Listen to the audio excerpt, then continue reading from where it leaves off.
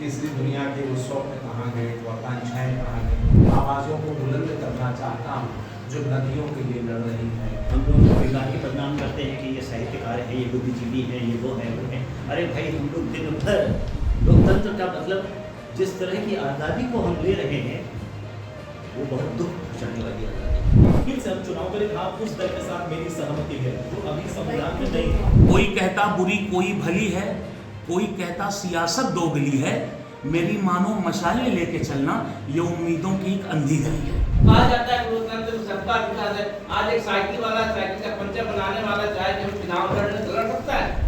ये बेईमान है तो कानून है, लेकिन अगर कोई ईमानदार है तो उसके लिए क्या कानून? हमें पता है कि पूर्ण बहुमत आना चाहिए, जो भी पार्टी आए पूर्ण बहुमत के साथ आए। आज के इस चुनाव विमर्श में हम शहर के कवियों, साहित्यकारों, कथाकारों से आपको जोड़ रहे हैं। आज के इस चुनाव विमर्श में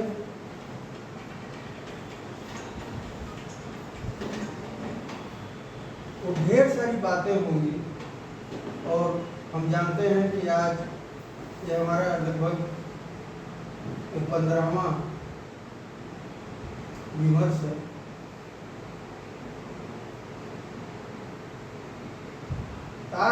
जो आम जन के मर्म से, उनकी भावनाओं से, उनकी पीड़ा से, उनकी समस्या से।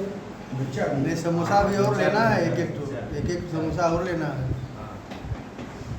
दरअसल हम सब साहित्य की दुनिया से जुड़े हुए लोग, मीडिया की दुनिया से जुड़े हुए लोग, और साहित्य कहा यह जाता है कि जहाँ आवाज़ें दब जाती हैं, जो आवाज़ें नहीं उठा पाते हैं, उनकी आवाज़ बन जाता है साहित्य और दुनिया।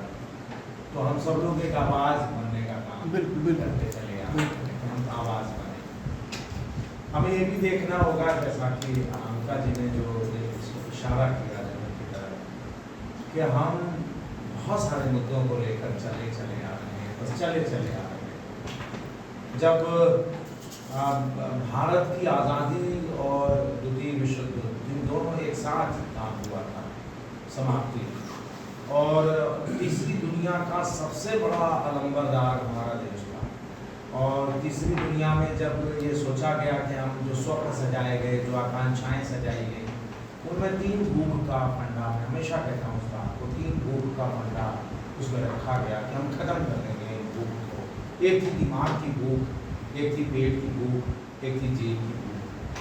दिमाग की भूख यानी हम सबको साक्षर बना देंगे, पेट की भूख यानी हम भूखमरी खत्म कर देंगे, और जेब की भूख यानी सबकी जेब में बचत के पैसे होंगे, सबके पास रोजगार होगा।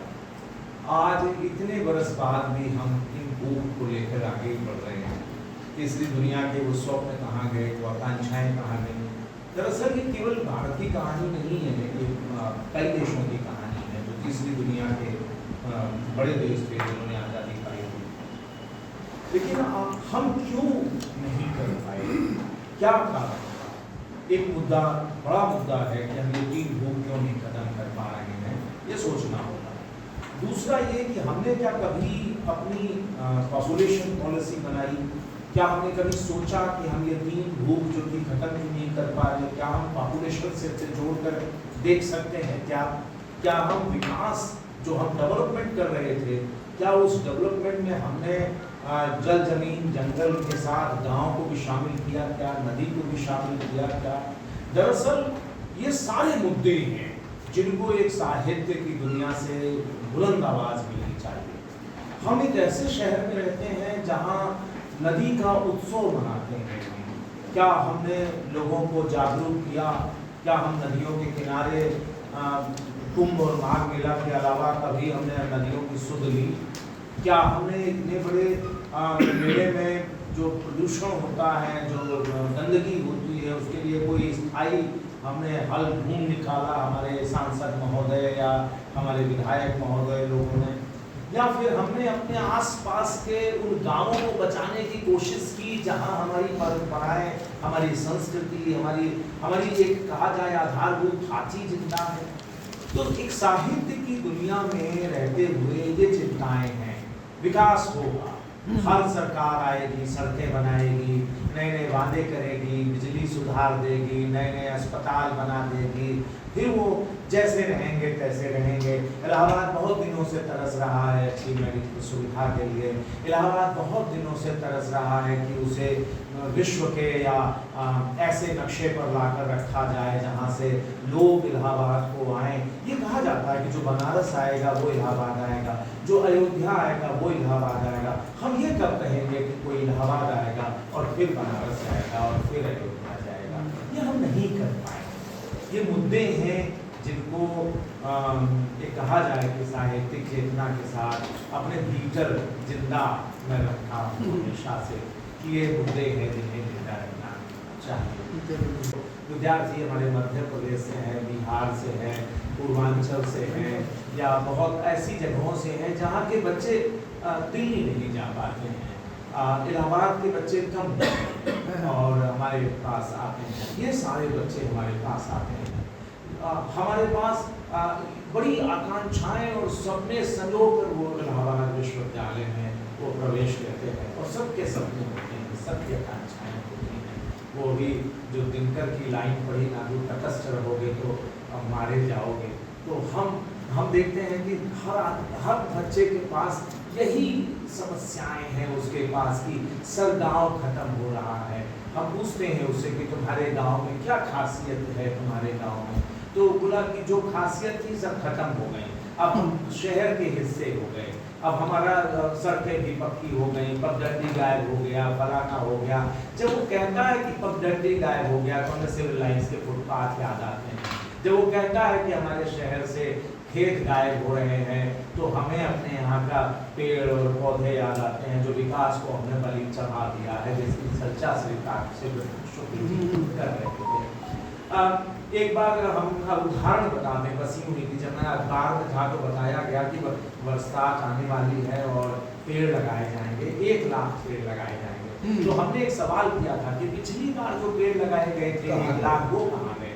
तो उन्होंने कहा वो सब नीम के पेड़ थे और जो माघ मेला में लोग आए उन्होंने तोड़ के जवाब है जो सत्ता है, जो सरकार है, जो व्यवस्था है, उसके पास जवाब है। लेकिन हम हैं साहित्य के लोग, हम हैं मीडिया के लोग, हम व्यवस्था के खिलाफ ही रहेंगे। आप हमें चाहे जो बनाकर रखो। यहाँ बहुत सारा हमने झेला हुआ है, तीसरा सीजन बाढ़ आई तो उन्होंने कहा आप जो है बजरंग दली हैं। उसके बाद एक नेता बजरंग दली के आए, उन्होंने कहा आप कम्युनिस्ट हैं। कोई नीलम महाजन सिंह आती हैं तो वो कुछ और तमगा देकर चली गई थी। मीडिया में ये सब होता रहा है। साहित्य भी हमेशा व्यवस्था के खिलाफ रहा है क्योंकि जनता व्यवस्था से संतुष्ट नहीं हो सकती। इसलिए जरूरी है कि साहित्य अपनी आवाज बुलंद करता है। तो एक साहित्यकार या साहित्य सुधीर होने की हैसियत से मैं उन आवाज़ों को बुलंद करना चाहता हूँ जो नदियों के लिए लड़ रही हैं, जो पेड़ों के लिए लड़ रही हैं, जो गाँव के लिए लड़ रही हैं। आज ज़रूरत है जल जंगल जमीन के साथ साथ नदी और गाँव भी बचाए जाएँ। बहुत लगभग सारे मुद्दे जो है देख लिए गए। मैं कमल किशोर जी की बात से अपनी बात शुरू करता हूँ। इन्होंने कहा कि मतदाता बहुत सजग हो गया। मैं मानता हूँ कि मतदाता बहुत सजग हो गया है। अभी मीरापुर में पिछले दिनों एक मीटिंग हो रही थी, कोई पार्टी के कार्यकर्ता कर रहे थे इस मीटिंग को, उसमें करीब 500-600 लोग थे। अचानक जो है मंच पर जो नेता थे उन्होंने कहा कि इस बार हमारी पार्टी के लोग कोई भी वोट नहीं खरीदेंगे। इतना सुनना था कि सभा में सन्नाटा छा गया और 3/4 लोग उठे और वहाँ से चले गए। हाँ, आगे बैठे कुछ लोगों ने तालियां बजाई। मतदाता मतलब उसके पहले खरीदते थे, बहुत सजग हो गया। ये बात पता चलती है। ये अपनी ज़िंदगी में पहली बार ऐसा मौका आया है जब मैं सिर्फ आश्वासन नहीं सुन रहा हूँ नेताओं के मुँह से, अब गारंटी भी मिल रही है। वारंटी और गारंटी भी इस बार मिल रही है, इसलिए थोड़ा सा भरोसा पैदा हो रहा है। लेकिन मेरे जैसे लोगों के मन में नहीं, उतना भी नहीं। मैं जानता हूँ कि जैसा इनका आश्वासन धोखेबाजी का हो रहा है वैसे ही आगे चल करके निश्चित रूप से वारंटी और गारंटी भी धोखेबाजी से भरी हुई है। काशी एक जगह पर चर्चा हुई तो उन्होंने कहा कि ये तो वो गंगा जल हाथ में लेकर के झूठ बोल सकते हैं। नहीं, गंगा जली हाथ में ले के बाद झूठ न बोल सकते हैं।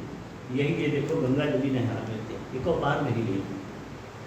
इससे ये लगता है कि सभी पार्टियों में कहीं न कहीं ईमानदारी भी दिखाई दे रही है।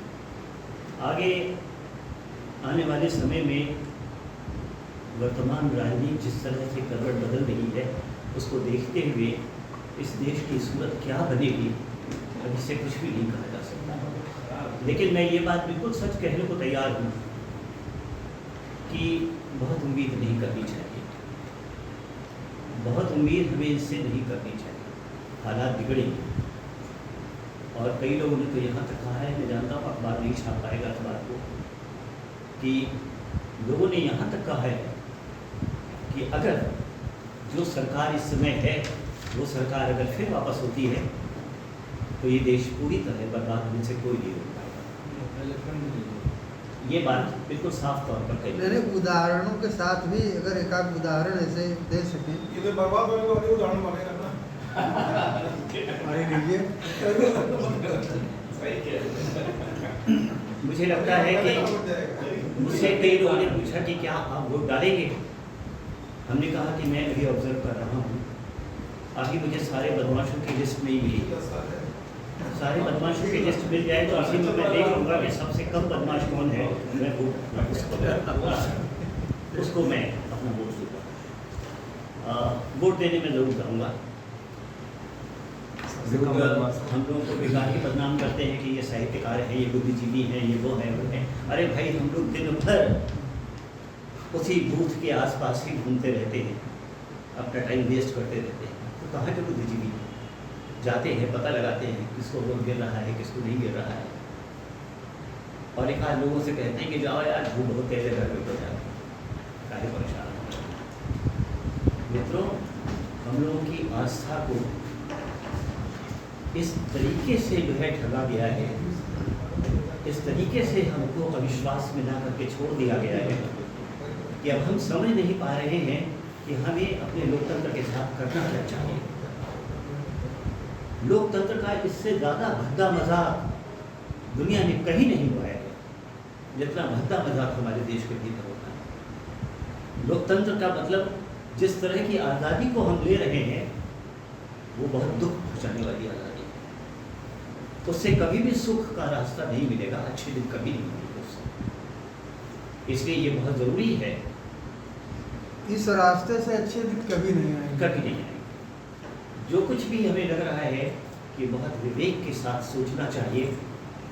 और वाकई जो मैंने बात कही कि जो लगे आपको कि हाँ ये बदमाश कम है, ये कम बदमाश है, इसके ऊपर ज़्यादा मुकदमे नहीं है, ये ज़्यादा खुराफात में नहीं रहा है, तो उसको दे दीजिए, उसको वोट हाथ देकर आइएगा।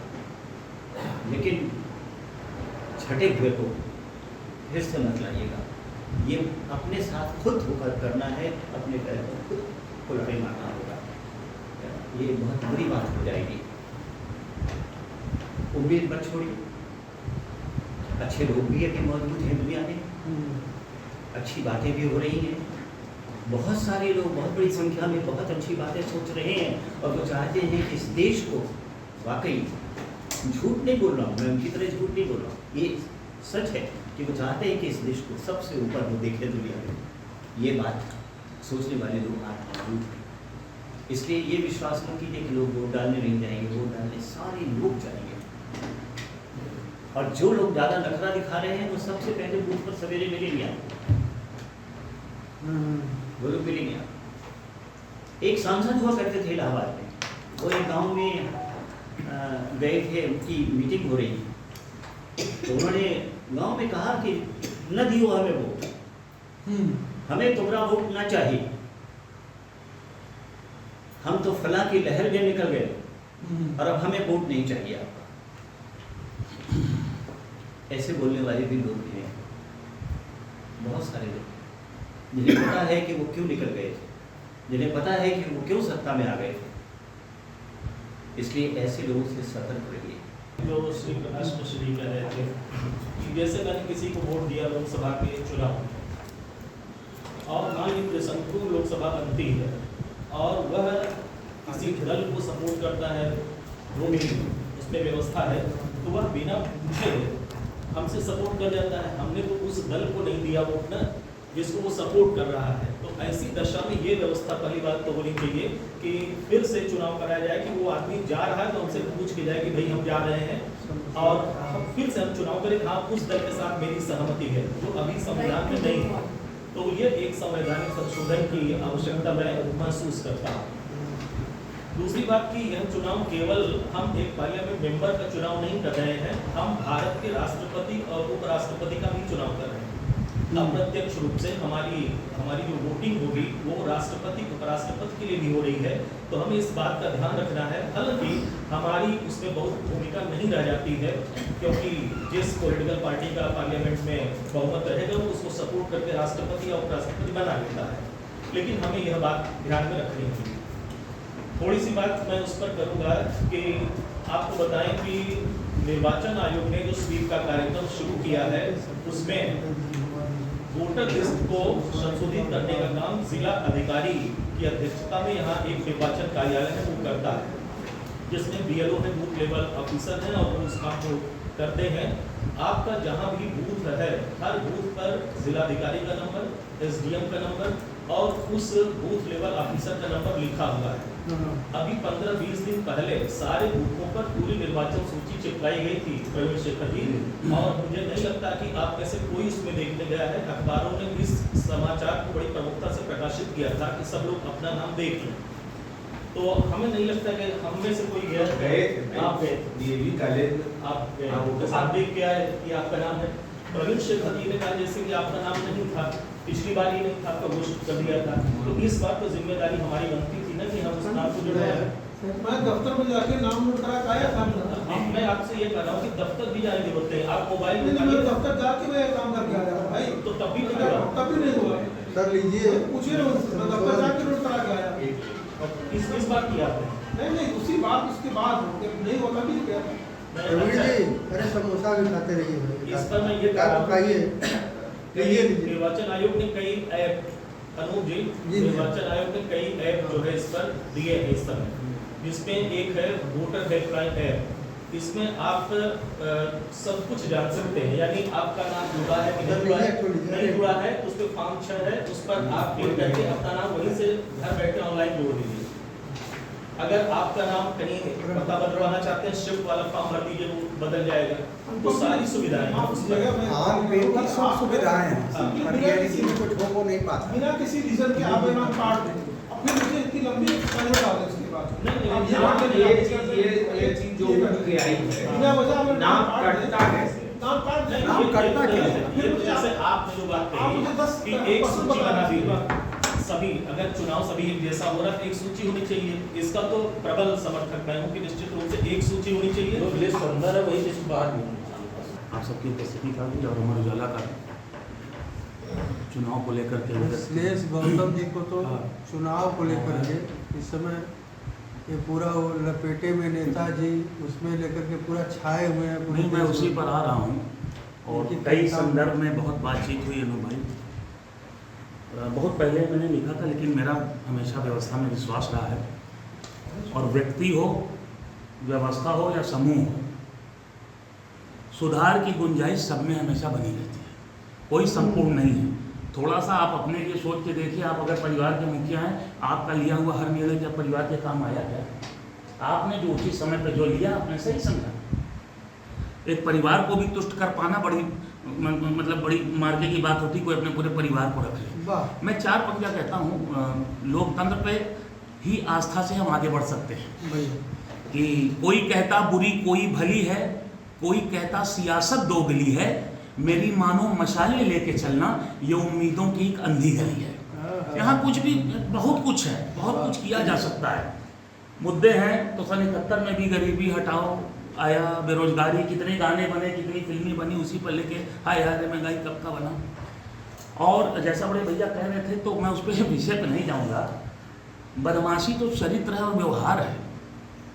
अखबार में जाएंगे तो आदमी संपादक और ब्यूरो चीफ उधर हो जाए, यूनिवर्सिटी में जाएंगे प्रोफेसरों और विभागाध्यक्षों को देख लें, संपादकों को देख लें, लेकिन सब ने गुट तंबू सब बना रखा है। अपने भीतर झांको यार, नेता को क्यों गाली दे रहे हो? तुम कितने साफ हो, अपने भीतर देखो। ये है खराब, वो है खराब, वो है खराब, झूठ है सही बात हैं? और जाति ये व्यवहारिक बेहूदगी है कहना जाति। यहाँ कौन है जो अपने घर पे कोई भी चीज़ देखता है तो सबसे पहले उसके सामने उसकी वही चीज़ आती है। संविधान में हम जानते हैं उसी के आधार पर सारी कैटेगरी की गई है। जाति एक सच है, इसको आप मानिए। नहीं सुरेश जी, है ना? संविधान का आपने नाम लिया, संविधान का कि खतरा वाला मुद्दा देखिए मैं बता रहा हूँ, संविधान के खतरे की बात, इस देश ने इमरजेंसी देखी। 1976 में एक ऐसा अमेंडमेंट आया जिसको कि दूसरा संविधान संशोधन, मतलब जिसे कहा जाता है कि एक मिनी कॉन्स्टिट्यूशन का ही नाम दे दिया गया, हाँ है ना, जिसे मिनी कॉन्स्टिट्यूशन का ही नाम दे दिया गया। ठीक है, संविधान में 100 से ज़्यादा संशोधन हो चुके हैं। संविधान में 100 से ज़्यादा संशोधन हो चुके हैं। समय परिस्थिति काल के अनुसार अलग अलग सरकारें आती हैं। एक बात और हम कहेंगे, चाहे वो दल बदल हो, भ्रष्टाचार हो, इन सारी चीज़ों के लिए कानून पहले भी था, अब भी है। कानून के क्रियान्वयन की बात हो ना भाई। हम जब किसी को चुनते हैं नेता, अब देखिए जैसे कहा गया कि मैनिफेस्टो हो जाए, मैनिफेस्टो के बाद क्या कैंडिडेट मायने नहीं रखता क्या? आप मैनिफेस्टो से एग्री है लेकिन कैंडिडेट 2 कौड़ी का है, तब क्या करेंगे? अंततः आपका विवेक काम आता है। तो हमारा विवेक वोटर, देखिए जैसे एक शुरू में किसी ने बात की, शायद रवि भाई ने, राइट एंड ड्यूटी, ये कानून में भी है और संस्कार में भी है कि ये कोरिलेटिव है। मताधिकार है हमारा। बात में देखिए मैं फिर कह रहा हूँ, जैसे तुलसी बाबा ने कहा ना, मुखिया मुख शौचालय खान 501 है ना, तुलसी रह है, हाँ पाले पोसा। तो अगर हाँ जब हम मुखिया से अपेक्षा रखते हैं तो हमारा विवेक का, जैसे प्रवीण भैया ने एक चीज़ कही और उन्होंने प्रयास किया, मैं मानता हूँ, मताधिकार। मैं एक प्रश्न करता हूँ, अगर हमारा अधिकार कोई छीन लिया खतरे में तो हम क्या करते हैं? पोस्ट टू पिलर दौड़ के हम धान बो देते हैं कि हमारा अधिकार वापस मिल जाए। करते कि नहीं करते? इन्होंने भी जैसे बताया, तो ऐसा नहीं है। अगर हमारे साथ अगर हमारा मताधिकार है तो वही हमारा कर्तव्य वो पहले कि अगर हमारे अधिकार से जब छेड़छाड़ होती है तो सबसे पहले हम कर्तव्य निभाते हैं। अच्छा चाहे वकील पकड़ लें, अगर हमारी प्रॉपर्टी जा रही है, हमारा कोई और अधिकार ले रहा है, हमारी नौकरी जा रही, सारी चीज़ें जा रही, तो हमें प्रयास करना पड़ेगा, क्योंकि बदमाशी से भी कोई कर सकता है जैसा आप लोगों ने कहा, और ये गलती या भूल से भी हो सकती है ये बात, अगर इस पे आते हैं। दूसरी चीज़ एक और कहूँगा, यहाँ मीडिया का बड़ा रोल है, साहित्यकारों का बड़ा रोल है। जैसे पढ़ते लिखते हैं तो 60, 70, 80% आ गया, 90 आ गया तो बहुत ज़बरदस्त है। लेकिन यही एक पक्ष आता है साहित्यकारों का, कलमकारों का, कलाकारों का, सचेतक जो व्यक्ति हैं, और जिसमें मीडिया। हम लोग वहाँ खड़े रहते हैं कि अगर किसी सरकार ने 90 लोगों को दे दिया, 100 लोग, अगर 100 लोगों को उस लाभ को पहुँचाना है, एक संख्या दे रहा हूँ, उसमें 90 तक पहुँच गया तो कमल भाई 90% तो बहुत बड़ी बात होती ना। लेकिन एक कलमकार, एक साहित्यकार, एक कलाकार और मीडिया उन 10 की भी बात करेगा, इन तक क्यों नहीं पहुँचा, इसलिए वो बड़ा है।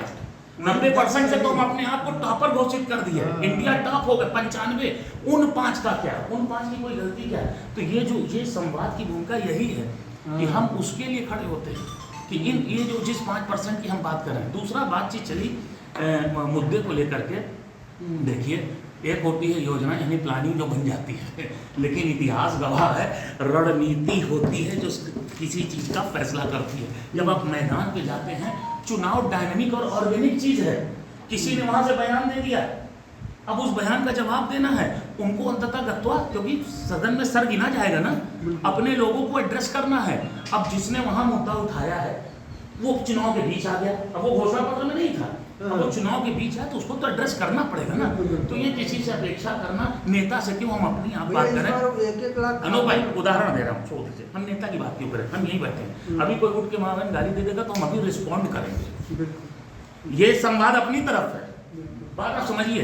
तो जब चीज़ बीच में आ रही है तो उसको हमको देना होगा। और कुछ एक चीज़ मेरे दिमाग में आ रही थी, लेकिन अब बहुत सारी बातें होगी तो उसमें बहुत कुछ तो नहीं आ रहा, लेकिन मैं इतना ही कहूँगा कि देखिए एक चीज़ जो सबसे महत्वपूर्ण है, सबसे मायने रखती है, जो समाज की आवाज़ और जिनकी पहुंच सब तक है, वो मीडिया और हम साहित्यकार लोग सभी लोग हैं। अब हम चाहे कुछ लोग, ठीक है वो अलग बात है कि क्या है, लेकिन विचार कहा जाता है ना, विचार तो एक कोने अतरे घाटी में या किसी कमरे में भी आएगा तो कहीं भी फैल सकता है। विचार पूंजी कितनी बड़ी चीज़ होती है।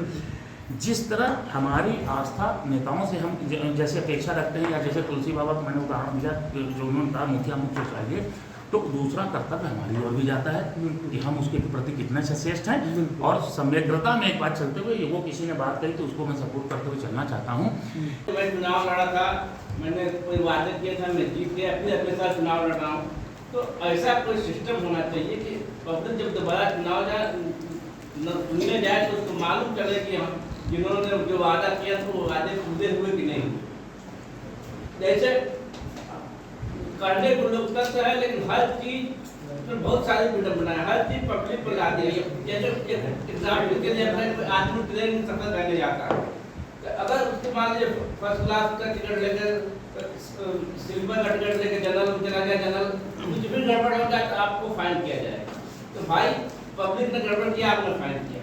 लेकिन रेलवे की भी कोई जिम्मेदारी है, उसके भी कुछ वादे हैं। उन्होंने जब कोई वादा नहीं किया तो वादा तोड़ दिया तो कोई फाइन नहीं।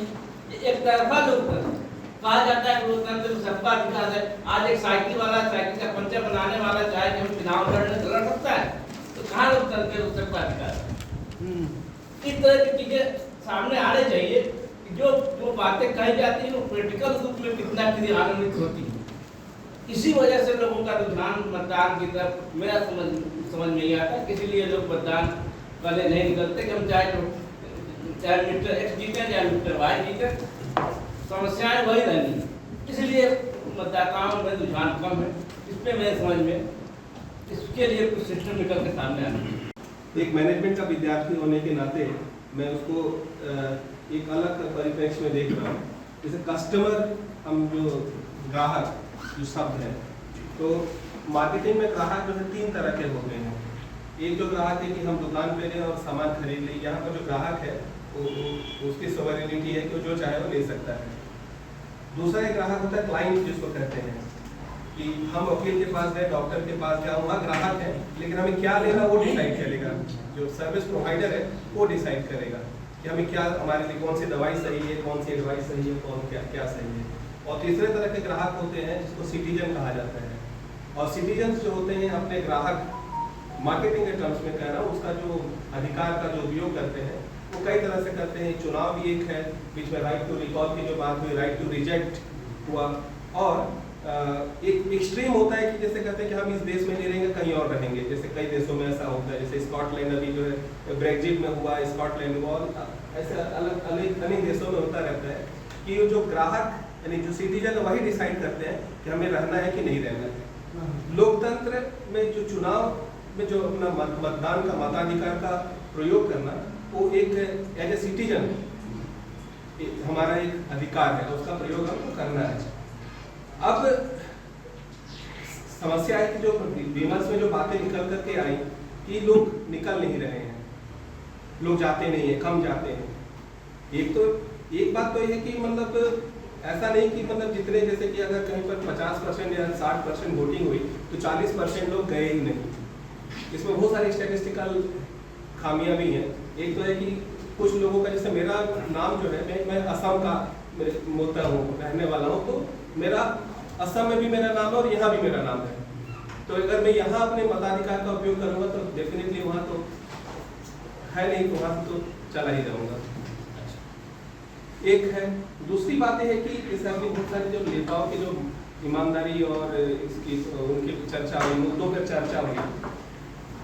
अगर कोई बेईमान है उसके लिए बहुत सारे कानून हैं कि बेईमान है तो कानून है, लेकिन अगर कोई ईमानदार है तो उसके लिए क्या कानून है, उसके लिए क्या इंसेंटिव है। अगर आपने टैक्स नहीं दिया तो आपके पास पेनल्टी है, फाइन है, और बहुत सारे जुडिशियल और क्वासी जुडिशियल अरेंजमेंट है कि आपको मतलब टैक्स अगर दिया। लेकिन अगर आपने ईमानदारी से टैक्स दिया तो आपके पास तो ऐसा कोई इंसेंटिव है क्या। मैं भविष्य के मुद्दों की तरफ आ रहा हूँ कि अगर भविष्य में किस तरह के मुद्दे हो सकते हैं जो राजनीतिक पार्टियां जो है मतलब ला रही। महंगाई, गरीबी, बेरोजगारी, भुखमरी, ये तो जब से मैं छोटा था तब से हमारे दादाजी ने भी। कोई एक बात आप बताइए जिसकी आपको लगता हो कि बहुत प्रबल उसकी आवश्यकता महसूस हो रही है। इलाहाबाद में चुनाव के संदर्भ में कह रहा हूँ, हमें एक ऐसी बात बताई अपने विवेक से, अपने अपनी सोच से, कि अगर इलाहाबाद में तुरंत कोई काम करना हो, खाली इलाहाबाद खत्म हो जाए तो एक चीज बहुत छोटी देखना है, मैं बाद में इलाहाबाद ही नहीं, पूरे इसके संदर्भ में कह रहा हूँ कि एक तो हो गया ये जो मैंने कहा दूसरी एक बात है कि जो भविष्य के क्या मुद्दे हो सकते हैं, इलाहाबाद के लिए भी वही होंगे और बाकी मतलब शहरों के लिए भी वही होंगे। एक जो है कि ठीक है विकास पे बात होती है, लेकिन विकास से जो उपजने वाली जो समस्याएं हैं, जो सर बता रहे थे सस्टेनेबल डेवलपमेंट और पेड़ों की बात है, वही गाड़ियां जैसे जितनी बढ़ रही हैं सर, आने वाला अगला जो 5 साल से 10 साल के बीच का जो चुनाव होगा, देखिए नेशनल ट्रैफिक पॉलिसी पे लड़ा जाएगा। तो वो पार्टी चुनाव लाएगी जो नेशनल ट्रैफिक पॉलिसी बनाएगी, ट्रैफिक पॉलिसी, इस पे चुनाव होगा। इसके बाद जो मैनिफेस्टो बना किसी पार्टी का, किसी नेता है, मैनिफेस्टो अच्छा है, नेता गड़बड़ है, नेता अच्छा है, मैनिफेस्टो गड़बड़ है, फिर हमने एक पार्टी के लिए चुन करके किसी नेता को भेजा, वहाँ जाकर किसी और दल में शामिल हो गए। हमारे यहाँ कोई सोशल ऑडिट की जो व्यवस्था है बहुत स्ट्रांग नहीं है।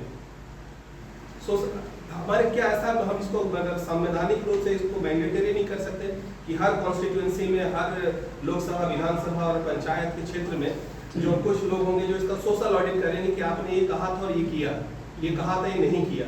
सोशल ऑडिट की कोई व्यवस्था है ही नहीं हमारे को। इसको संवैधानिक व्यवस्था, इसको ये एडवाइजरी नहीं होनी चाहिए, पूरी तरह मैंडेटरी होनी चाहिए ये सोशल ऑडिट, ठीक है। उसमें हाँ जो मतलब विधायक या सांसद या जो भी हमारा पार्षद होगा वो खड़ा होगा, वो जनता के जो सवाल होगा, जनता मैनिफेस्टो लेकर के कि अपने ये वादा किया था और ये आपने किया या नहीं किया, क्यों किया, इसका पूरा ये होना चाहिए। शहर उत्तरी से लोग निकलते नहीं हैं, ये अपने आप में बड़ा गंभीर विषय है कि क्यों नहीं निकलते हैं, जब सबसे अधिक बुद्धिजीवी यहीं पर रहते हैं। हम क्यों नहीं, इसी में हमारे माननीय यूनिवर्सिटी के प्रोफेसर साहब थे जो हमारे HRD के मिनिस्टर रहे थे, वो निकले नहीं, लोग चुनाव इसीलिए हार गए थे कि लोगों ने सोचा कौन धूप में निकले, कौन गर्मी में निकले, वो चुनाव इलाहाबाद से हार गए। तो क्यों नहीं निकलते? क्या हमारे अंदर ये है कि कोई भी होए हमें कहानी, ये शायद हमारे अंदर है या हमारे अंदर कोई अहम है कि चाहे जो आए, हम बुद्धिजीवी, हम साहित्यकार हैं, हम कवि हैं, हम ड्रामेटिस्ट हैं, कहीं ना कहीं यह भावना है हमारे अंदर। जैसे भी रविनंदन जी ने 3 वर्गों में बताया कि 3 वर्गों में मतदाता होते हैं, तो जो सबसे जो नीचे वाला जिसको आम आदमी कहा गया, अभी हम देख रहे थे अमेठी का सब मुद्दा क्या है, मुद्दा भैया बेरोजगारी है और महंगाई। सब ग्रामीण महिलाएं बैठी हुई थी, 3-3 घंटे तक बैठ करके सबने वोट दिया। मुद्दा हमें पता नहीं, मुद्दे शब्द का अर्थ भी नहीं पता होगा, लेकिन सबने ये बात कही बेरोजगारी है और महंगाई है। और कहीं शायद हमारे अंदर ये कि हम क्या चाहते हैं, हम क्या चाहते हैं एक बुद्धिजीवी वर्ग होने, क्या हम एक बड़ा स्ट्रॉन्ग लीडर चाहते हैं, क्या हम पूर्ण बहुमत चाहते हैं? पूर्ण बहुमत यदि नहीं आता है तो हम देख चुके हैं कि 2004 में क्या हुआ, अटल जी जो है जयललिता और ममता को मनाने में ही रह गए, या UPA 1 में क्या आया। हमें पता है कि पूर्ण बहुमत आना चाहिए, जो भी पार्टी आए पूर्ण बहुमत के साथ आए, तभी वह सशक्त होगी, तभी वह सशक्त नेतृत्व देगी। लेकिन फिर भी हम नहीं चाहते हैं, क्या हमारे अंदर एक इस व्यवस्था के प्रति, इस तंत्र के प्रति क्या कोई निराशा आ गई है जिससे हम नहीं जाते, हम नहीं निकल रहे। अभी हम आपको बता रहे, बहुत लोगों ने ये कहा धूप बड़ी होगी, अभी से प्रेडिक्टेड है कि 25 तारीख को मैक्सिमम गर्मी रहेगी, दस्तमा शुरू हो रहा है, कैसे जाएंगे? एग्जिट पोल 2024 1 जून शाम 6 बजे से, लोकसभा चुनाव के नतीजे 4 जून सुबह 7 बजे से। देखिए चुनाव नतीजों से जुड़ी हर खबर सबसे पहले, सबसे सटीक, केवल अमर उजाला पर, amarujala.com।